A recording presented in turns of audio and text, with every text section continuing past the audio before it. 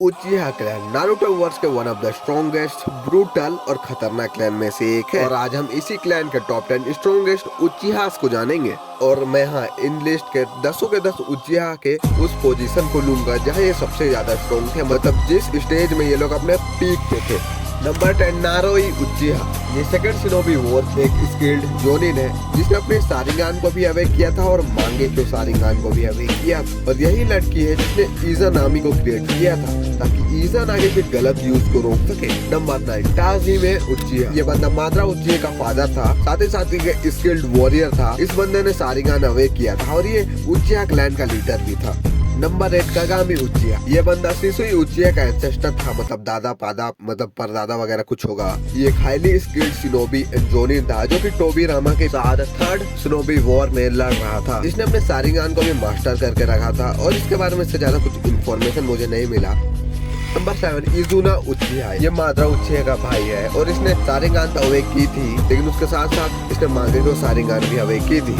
ये बंदा काफी पावरफुल था, इसने हमेशा टोबी रामा से टक्कर होते रहती थी और इसी बंदे की वजह से माद्रा ने अपने इटर्नल मांगे को सारिंगान को अवेक कर सका। Number 6 Shisui Uchiha. ये बंदा काफी एक स्किल्ड और पावरफुल शिनोबी था। इसने 6 साल की उम्र में अपने सारिंगान को अवेक कर लिया था और 10 साल की उम्र से पहले इसने अपनी मांगे को सारिंगान को भी अवेक कर लिया था। और इतना ही नहीं, जब ये 10 साल का था उस वक्त ये काफी सारे कोनोहा के जोनिन से भी पावरफुल था। इसे अपने बॉडी फ्लिकरिंग टेक्निक की वजह से सिसुई द टेलीपोर्टर भी कहा जाता है। ये बंदा काफी यंग एज में कोनोहा के एकेडमी से भी ग्रेजुएट हो गया था। कि मांगेक्यू सारिंगान की सबसे खास एबिलिटी है गोटो मात्सुकामे। ये सीरीज के सेकंड स्ट्रॉन्गेस्ट गेंजुत्सु है। भाई इस गेंजुत्सु से कोई भी बंदा कभी बाहर नहीं निकल सकता। इस गेंजुत्सु से किसी भी बंदे के माइंड में घुस सकता है और उसे अपने अकॉर्डिंग मैनिपुलेट कर सकता है। Number 5 Fugaku उचिहा, the last leader of उचिहा clan. ये बंदा सासके और इटाची का फादर था। इसने अपने सारिंगान को अवेक किया था और थर्ड ग्रेट निंजा वॉर में अपने एक पार्टनर को खोने के बाद मांगेक्यू सारिंगान को भी अवेक कर लिया। इसकी मांगेक्यू सारिंगान एबिलिटीज तो हमें पता नहीं है, बट ये एज्यूम कर सकते हैं कि इस बंदे की पावर लेवल काफी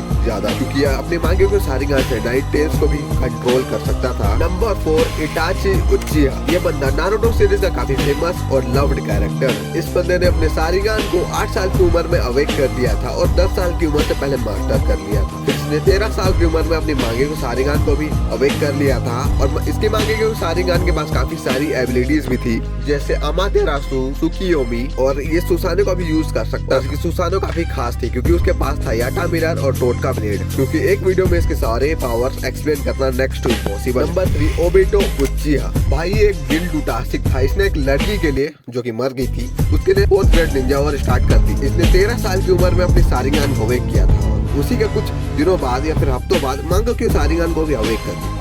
खास बात तो ये है कि इसके पास था हाशिरामा से, और जिसके वजह से अंधाधुंध हैकर की तरह अपने मांगेक्यू सारिंगान का यूज कर सकता था बिना अंधा हुए।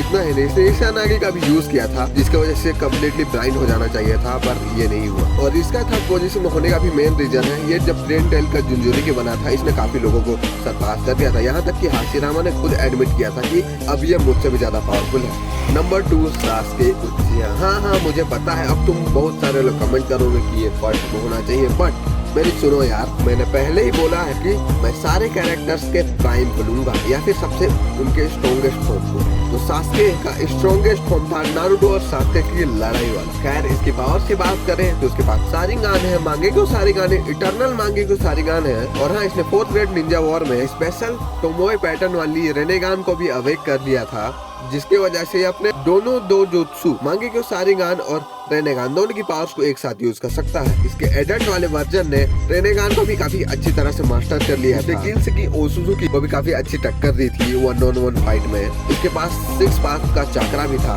और ये बंदा अपने टीन एज में बहुत बड़ा हरामी था। अब तक तुमने नंबर 1 को तो कैसे कर लिया होगा, जो है माद्रा उचिहा। देखो भाई यहाँ थोड़ी बहुत कंट्रोवर्सी हो सकती है कि सासके ज्यादा पावरफुल है माद्रा उचिहा से, बट मैं फिर से याद दिला दूं कि मैं सारे बंदों का स्ट्रॉन्गेस्ट फॉर्म को ले रहा हूँ और माद्रा का स्ट्रॉन्गेस्ट फॉर्म को अडल्ट सासके या फिर टीन सासके या फिर प्राइम सासके कोई भी सर पास नहीं कर सकता भाई। खैर इसके पावर्स की बात करें तो उसके पास सारिंगान है, मांगे को सारिंगान है और इटर्नल मांगे की सारिंगान भी। इतना ही नहीं, इसके पास दोनों आंखों में रेनेगान भी है। इतना ही नहीं, इस बंदे के पास परफेक्ट सुसानो भी है। और हाँ, रीने रीबर्थ से जब ये जिंदा हुआ था उसके बाद इसके पास हाशिरामा सेल्स भी आ गए थे, जिसकी वजह से ये फूड रिलीज का भी यूज कर पा रहा था काफी अच्छी तरह से। और हाँ, ये 10 टेल्स का जिंजूरी की भी रहा है। और हाँ, आप सबको ये फिर से याद दिला दूं कि माद्रा उचिहा अनडिफीटेड रहा था, 4th ग्रेड निंजा। और मैं उस वक्त इसको ना हाशिरामा हरा पाया था, ना नारुतो, ना सास्के, ना टोबिरामा। इसे मिला था धोखा ब्लैक जेत्सु से। एंड दिस इज व्हाई मैंने इसको फर्स्ट पोजीशन में रखा है। खैर तुम अपने शॉर्ट्स और अपने टॉप 10 स्ट्रॉन्गेस्ट उचिहा कमेंट में देते जाना। और वीडियो अच्छी लगी तो प्लीज सब्सक्राइब कर लेना, और भी ज्यादा अच्छी लगी तो अपने फ्रेंड्स में भी थोड़ा शेयर कर देना।